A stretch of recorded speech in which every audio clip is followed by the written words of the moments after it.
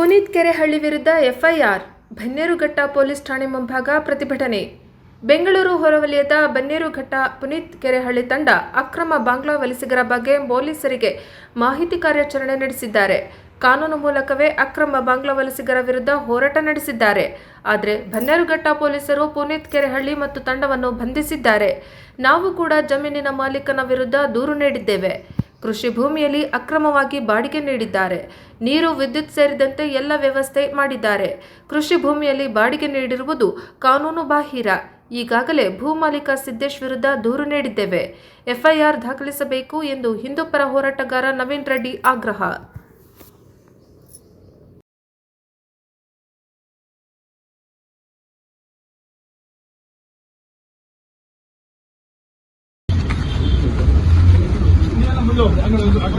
ಈ ಕಡೆ ಬಂದ್ಬಿಡ್ರಿ ಎಲ್ಲಾನು ವಿಡಿಯೋ ಮಾಡ್ರಪ್ಪ. ಎಲ್ಲಿ ರಿಕ್ವೆಷನ್ ಒಂದು 2 ನಿಮಿಷ.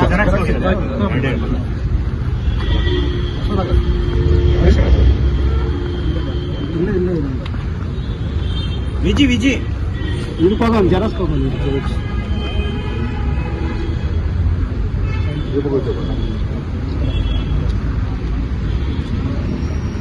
ಎಲ್ಲ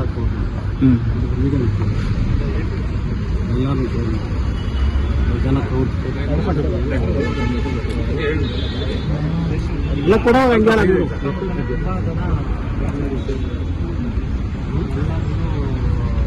ಪಂಚಾಯತಿಗೆ ಕಂಪ್ಲೇಂಟ್ ಮಾಡಿದ್ವಿ.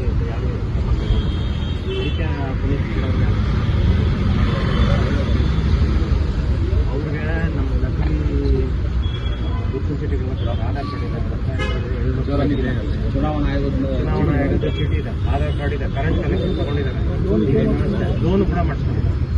ಎಲ್ಲಿಂದ ಬಂತು, ಯಾಕೆ ಬಂತು ಗೊತ್ತಿಲ್ಲ.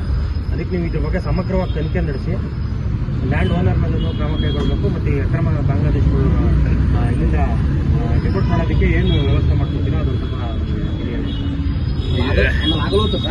ಆಮೇಲೆ ಅವ್ರ ಕಡೆಯಿಂದ ಬೆಳಗ್ಗೆ ಹೊತ್ತು ಪೇಪರ್ ಆಯಕ್ ಬರ್ತಾರೆ ಸರ್. ಆಯಕ್ ಬಂದು ಮನೆಗಳು, ಲೇಔಟಲ್ಲಿ ಒಂಟಿ ಮನೆಗಳು ಆ ಥರ ಎಲ್ಲ ಇರುತ್ತೆ. ಅದು ನೋಡ್ಕೊಂಡೋಗಿ ರಾತ್ರಿ ಹೊತ್ತು ದರೋಡೆ, ಕಳ್ತನ ಅಥವಾ ಏನಾದರೂ ಬೇರೆ ಮಾರೋಣ ಅಂತ ಅಲ್ಲೇ ಮಾಡೋದು, ಅಥವಾ ರೋಡಲ್ಲಿ ಅಡ್ಡ ಹಾಕೋದು, ಅಫೀಮು, ಗಾಂಜಾ ಎಲ್ಲ ಹೊಡೆದಿರ್ತಾರೆ, ಗೊತ್ತಾಗೋದಿಲ್ಲ.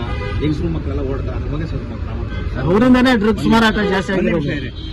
ನಮ್ಮ ಪಾಯಿಂಟ್ ಏನಂದ್ರೆ, ಅವರು ಅಕ್ರಮವಾಗಿ ಬಂದು ನಾವು ನೆಲೆಸಿದೀವಿ, ನಾವು ಬಾಂಗ್ಲಾದವರು ಅಂತ ಅವರೇ ವಿಡಿಯೋನಲ್ಲಿ ಹೇಳಿದ್ದಾರೆ. ವಿಡಿಯೋ ಪ್ರೂಫ್ ಸಮೇತ ಇದೆ.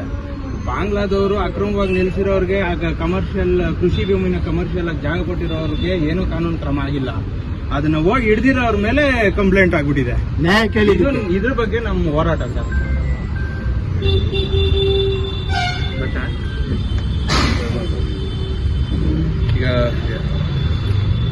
ಈಗ ನೀವೇನು ಗಮನಕ್ಕೆ ತಂದಿದ್ದೀರಿ ಅದೆಲ್ಲ ನಮ್ಮ ಮಾಹಿತಿ ಇದೆ. ಈಗ ಸುಮಾರು ವರ್ಷದಿಂದ ನಾವು ಹೊರಗಡೆ ಪೊಲೀಸ್ ಇಲಾಖೆಯಿಂದ ಬಾಂಗ್ಲಾದೇಶಕ್ಕೆ ನಾವು ಹೊರಗಡೆ ಆಗ್ತಾ ಇದ್ವಿ, ನಡೀತಾ ಇದ್ವಿ.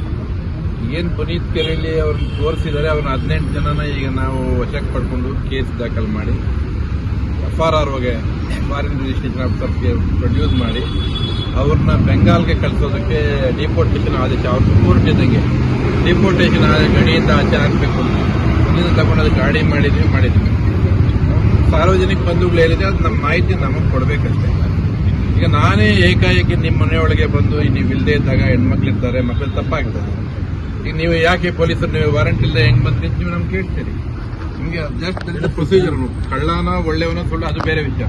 ಪ್ರೊಸೀಜರ್ ಇದೆ, ಪ್ರೊಸೀಜರ್ ಅಷ್ಟೇ. ಅದನ್ನ ನೀವು ನಮ್ಗೆ ದಯವಿಟ್ಟು ಗಮನಕ್ಕೆ ತನ್ನಿ. ನಮಗೂ ತುಂಬಾ ಸಂತೋಷ ಇದೆ ನೀವು ಇಂಥವೆಲ್ಲ ಗಮನಕ್ಕೆ ತರ್ತಾ ಇದ್ರಿ ಸಂಘಟನೆ ವತಿಯಿಂದ. ನಾವು ಕಠಿಣ ಕ್ರಮ ತಗೋತೀವಿ, ಅದರಲ್ಲಿ ಯಾವುದೇ ಪ್ರಶ್ನೆ ಇಲ್ಲ.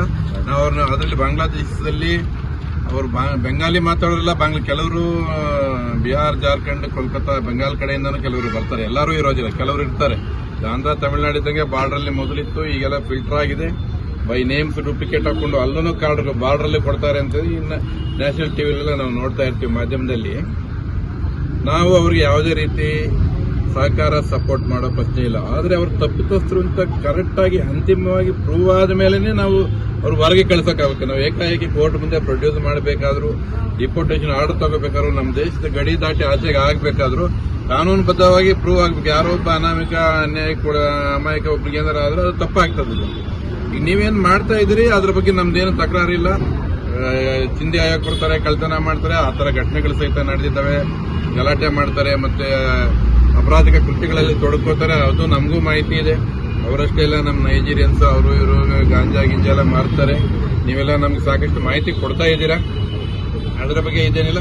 ಇದರಲ್ಲಿ ಏನಾಗ್ತದೆ, ಅವ್ರ ಶೆಡ್ಗಳಲ್ಲಿ ಹಾಕಿರ್ತಾರೆ, ಅವರ ಬಡವರು ಅನ್ನೋ ಕಾರಣಕ್ಕೆ ನಾವು ಏಕಾಏಕಿ ಹೆಂಗಂದ್ರೆ ಹೋಗೋದು, ದಬಾಯಿಸಿ ಕೇಳೋದು, ನಾವು ಹಂಗ್ ಮಾಡ್ತೀವಿ ಹಿಂಗ್ ಮಾಡ್ತೀವಿ ಹೇಳೋದು ಕಾನೂನು ಪ್ರಕಾರ ತಪ್ಪಾಗ್ತದೆ. ಅವ್ರು ಮಾಡ್ತಾ ಇರೋದು ತಪ್ಪಿದೆ. ಅದನ್ನ ನಾವು ಹೇಗೆ ಮಾಡಬೇಕು, ಕೋರ್ಟ್ನ ಕನ್ವಿನ್ಸ್ ಮಾಡಬೇಕಾಗ್ತದೆ. ನಮ್ಮ ಮೇಲೆ ನಾವು ಹೆಂಗಂದ್ರಂಗೆ ಅಧಿಕಾರ ಚಲಾಯಿಸಕ್ಕಾಗತ್ತೆ. ನಮಗೂ ಕೋರ್ಟ್ ಅಧೀನದಲ್ಲಿ ನಾವು ಕೆಲಸ ಮಾಡ್ತೀವಿ. ನೀವು ಅವ್ರು ಹೇಳಿದ ತಕ್ಷಣ ಅವ್ರು ಏನ್ ತಪ್ಪು ಮಾಡಿದ್ರೆ ಇವತ್ತೆಲ್ಲರನ್ನೂ ಅರೆಸ್ಟ್ ಮಾಡಿದ್ದೀವಿ. ನಮ್ಮ DSP ಅವ್ರ ಲೀಡರ್ಶಿಪ್ ಅಲ್ಲಿ ಅವ್ರನ್ನೆಲ್ಲ ಸೆಕ್ಯೂರ್ ಮಾಡಿದ್ವಿ, FRR ಹೋಗಿ ಕಳಿಸಿದ್ದೀವಿ. ಈಗ ಅವ್ರ ಇನ್ಸ್ಪೆಕ್ಟರ್ ಅಂಡ್ ಟೀಮ್ ಅವ್ರನ್ನ ಇವತ್ತು ತಗೊಂಡೋಗಿ ಮುರ್ಷಿದಾಬಾದ್ ಮಾಲ್ಡಾ ಹತ್ರ ವೆಸ್ಟ್ ಬೆಂಗಾಲ್ ಬಾರ್ಡರ್ಗೆ ಪ್ರೊಡ್ಯೂಸ್ ಮಾಡ್ತಾ ಇದ್ದಾರೆ. ಅದು ನಿಮ್ಮ ಕಡೆಯಿಂದ ಒಳ್ಳೆ ಕೆಲಸ ಆಗಿದೆ.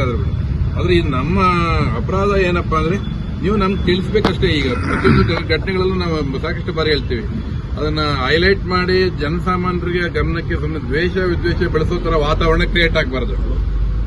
ದಿನನಿತ್ಯ ಆರಾಮಾಗಿ ಕೆಲಸ ನಡೀತಾ ಇರುವಾಗ ನಾವು ಸಮಾಜದ ಶಾಂತಿನ ಕದಡೋ ಕೆಲಸ ಆಗಬಾರ್ದು ಅಷ್ಟೇ. ಅದನ್ನ ನೀವ್ ಹೇಳಿ, ನಮ್ಗೆ ನಾವು ಮಾಡಿಲ್ಲ ಅಂದ್ರೆ ಹೇಳಿ, ನಾವೇ ಬರ್ತೀವಿ. ನಮ್ಮ SP ಸರ್ ಬರ್ತಾರೆ. ಪುನೀತ್ ಕೆರಳ್ಳಿ ಅವರು ಹಿಂದೂ ಪರ ಹೋರಾಟಗಾರರು. ಅವ್ರು ಹೋಗಿ ಅಕ್ರಮ ಬಾಂಗ್ಲಾದೇಶಿಗಳ ವಿರುದ್ಧ ಅವರು ಕಾನೂನು ಪ್ರಕಾರನೇ ಹೋರಾಟ ಮಾಡ್ತಾ ಇದ್ದಾರೆ. ಅದೆಲ್ಲರಿಗೂ ಗೊತ್ತಿರೋ ವಿಷಯನೇ, ಎಲ್ಲ ಸೋಷಿಯಲ್ ಮೀಡಿಯಾ ಎಲ್ಲ ನಾವು ನೋಡಿದ್ದೀವಿ. ಅದು ಪೊಲೀಸರು ಇದ್ದಾರೆ ಸರ್. ಪೊಲೀಸರು ಇದ್ದಾರೆ, ಸರಿ ಸರ್. ಪೊಲೀಸವ್ರನ್ನ ಕರ್ಕೊಂಡು ಹೋಗಿ ಅವ್ರಿಗೆ ಮಾಹಿತಿ ಗಮನಕ್ಕೆ ತರೋಕೆ ಅಂತ ಕೆಲಸ ಮಾಡ್ತಾ ಇದ್ದಾರೆ. ಅದು ನಾವು ಎಲ್ಲ ನೋಡಿರೋಂಥ ವಿಚಾರನೆ. ಇವತ್ತು ಆ ಥರ ಮಾಹಿತಿ ಕೊಡೋರ ವಿರುದ್ಧ ಕಂಪ್ಲೇಂಟ್ ಕೊಟ್ಟು FIR ಮಾಡಿಸಿದ್ದಾರೆ, ಗಲಾಟೆ ಮಾಡಿದ್ದಾರೆ ಅಂತ ಸುಳ್ಳು ದೂರು ಕೊಟ್ಟು ಅವ್ರ ಮೇಲೊಂದು FIR ಮಾಡಿಸಿದ್ದಾರೆ ಹೊರತು ಅದಕ್ಕೆ ಆ ಬಾಂಗ್ಲಾದೇಶಿಗಳು ಅಲ್ಲಿ ವಾಸ ಮಾಡೋಕ್ಕೆ ಅಗತ್ಯವಾಗಿರುವಂಥ ಕರೆಂಟು ನೀರು ವ್ಯವಸ್ಥೆ ಮಾಡಿರೋರ ವಿರುದ್ಧ ಯಾವುದೇ ಕ್ರಮ ಆಗಿಲ್ಲ. ಆಮೇಲೆ ಕೃಷಿ ಜಮೀನಾಗಿರುತ್ತದು. ಆ ಕೃಷಿ ಜಮೀನಿನಲ್ಲಿ ಇವರು ಕಮರ್ಷಿಯಲ್ ಆಗಿ ಬಾಡಿಗೆ ಕೊಡೋಕ್ಕೆ ಇವ್ರು ಯಾರು? ಇವ್ರಿಗೇನು ಕಾನೂನು ಪ್ರಕಾರ ಇವ್ರಿಗೆ ಏನು ರೈಟ್ಸ್ ಇದೆ ಅಲ್ಲಿ ಅವ್ರನ್ನ ಬಾಡಿಗೆಗೆ ಇಟ್ಕೊಳ್ಳೋಕ್ಕೆ? ಅವ್ರ ವಿರುದ್ಧ ಒಂದು ಕ್ರಮ ಮಾಡ್ಬೋದಾಗಿತ್ತು, ಆದರೆ ಯಾಕೆ ಮಾಡಿಲ್ಲ ಅಂತ ನಮ್ಮ ಪ್ರಶ್ನೆ, ನಮ್ಮ ಆಗ್ರಹ. ಭಾರತೀಯ ಜನತಾ ಪಾರ್ಟಿ ಯುವ ಮೋರ್ಚಾ ವತಿ ಬೆಂಗಳೂರು ದಕ್ಷಿಣ ಅಸೆಂಬ್ಲಿ ಅಧ್ಯಕ್ಷರಾದ ನಾನು ನವೀನ್ ರೆಡ್ಡಿ ಆಗಿ ನಾನು ದೂರು ಕೊಟ್ಟಿದ್ದೀನಿ. ನಮ್ಮ ಕಾರ್ಯಕರ್ತರಲ್ಲಿ ಇರುವಂಥ ಪ್ರಶ್ನೆ, ಹಿಂದೂ ಪರ ಹೋರಾಟಗಾರರಿಗೆ ನಮ್ಮ ಸಂಪೂರ್ಣ ಬೆಂಬಲ ಇದೆ. ಇನ್ನು ಮುಂದೆ ಕಾನೂನು ರೀತಿಯಲ್ಲೇ ನಾವು ಈ ಹೋರಾಟಕ್ಕೆ ನಾವು ಬೆಂಬಲ ಸೂಚಿಸಿ ನಾವು ಅವ್ರ ಜೊತೆ ನಿಂತ್ಕೊತೀವಿ. ಈ ಕಾನೂನು ಪ್ರಕಾರವಾಗೇ ಈ ಬಾಂಗ್ಲಾದೇಶಿಗಳು ಎಲ್ಲೆಲ್ಲಿದ್ದಾರೋ ಸುತ್ತಮುತ್ತ ಭಾಗಗಳಲ್ಲಿ ಅವ್ರನ್ನೆಲ್ಲ ಮುಂದಿನ ದಿನಗಳಲ್ಲಿ ನಾವು ಕಾನೂನು ಪ್ರಕಾರವಾಗಿ ಅವ್ರ ಮಾಹಿತಿನ ಕಲೆ ಹಾಕಿ ನಾವು ಕಾನೂನು ಪ್ರಕಾರವಾಗಿ ಪೊಲೀಸ್ ಅವ್ರಿಗೆ ಮಾಹಿತಿ ಕೊಟ್ಟು ಅವ್ರನ್ನ ಹೊರಗಡೆ ಹಾಕುವಂಥ ಕೆಲಸ ನಾವು ಮುಂದಿನ ದಿನಗಳಲ್ಲಿ ಮಾಡೇ ಮಾಡ್ತೀವಿ. ಇದನ್ನು ನಾವು ಚಾಲೆಂಜ್ ಆಗಿ ತೊಗೊಂಡಿದ್ದೀವಿ. ಯಾರ್ಯಾರು ಓನರುಗಳು ಬಾಂಗ್ಲಾದೇಶಿಗಳನ್ನ ಅಕ್ರಮವಾಗಿ ಅಲ್ಲಿ ಇಟ್ಕೊಂಡಿದ್ದೀರೋ ಅವ್ರಿಗೆಲ್ಲ ಈ ಮೂಲಕ ಎಚ್ಚರಿಕೆ ಕೊಡ್ತಾ ಇದ್ದೀನಿ. ಅವ್ರನ್ನೆಲ್ಲ ನೀವೇ ಖಾಲಿ ಮಾಡಿಸ್ಬಿಡಿ, ಇಲ್ಲ ಅಂದರೆ ನಾವು ಬಂದು ಖಾಲಿ ಮಾಡಿಸ್ಬೇಕಾಗುತ್ತೆ ಕಾನೂನು ರೀತಿಯಲ್ಲೇ. ಈಗ ದೂರು ಕೊಟ್ಟಿದ್ರೆ ಏನಾಯ್ತು? ಕಂಪ್ಲೇಂಟ್ ತೊಗೊಂಡಿದ್ದಾರೆ ಸರ್. ದೂರು ನಾವು ಈ ಬನ್ನೇರುಘಟ್ಟ ಪೊಲೀಸ್ ಠಾಣೆಯಲ್ಲಿ ಅಧಿಕಾರಿಗಳಿಗೆ ದೂರು ಕೊಟ್ಟಿದ್ದೀವಿ. ಅವರು NCR ಮಾಡಿಕೊಡ್ತೀವಿ ಅಂತ ಹೇಳಿದ್ದಾರೆ. ನಮ್ಮ ಆಗ್ರಹ ಬಂದು ಅವ್ರ ಮೇಲೆ FIR ಆಗಲೇಬೇಕು ಅಂತ. ಅದು ಏನಾಗುತ್ತೋ ನಾವು ವೆಯ್ಟ್ ಮಾಡ್ತಾ ಇದ್ದೀವಿ, ಅವ್ರು ಏನು ಅಕ್ನಾಲೇಜ್ಮೆಂಟ್ ಕೊಡಲಿ ಅಂತ. ಈಗ ಒಂದು ಜೆರಾಕ್ಸ್ ಕಾಪಿಗೆ ಒಂದು ಸೀಲು ಸೈನ್ ಹಾಕಿ ಕೊಟ್ಟಿದ್ದಾರೆ. ನಾವು ಕಂಪ್ಲೇಂಟ್ ಕೊಟ್ಟಿರೋದ್ರ ಮೇಲೆ ನಾವು ಪ್ರೊಸೀಜರ್ ಏನಾಗುತ್ತೋ ವೆಯ್ಟ್ ಮಾಡ್ತೀವಿ. ವೆಯ್ಟ್ ಮಾಡಿ ಅವ್ರು ಏನಾದರೂ ಅಕ್ನಾಲೇಜ್ಮೆಂಟ್ ಕೊಟ್ಟರೆ ಅದನ್ನು ತೊಗೊಂಡು ಮುಂದಿನ ಇದು ಏನು ಅಂತ ನೋಡ್ತೀವಿ. ಥ್ಯಾಂಕ್ ಯು, ಧನ್ಯವಾದ.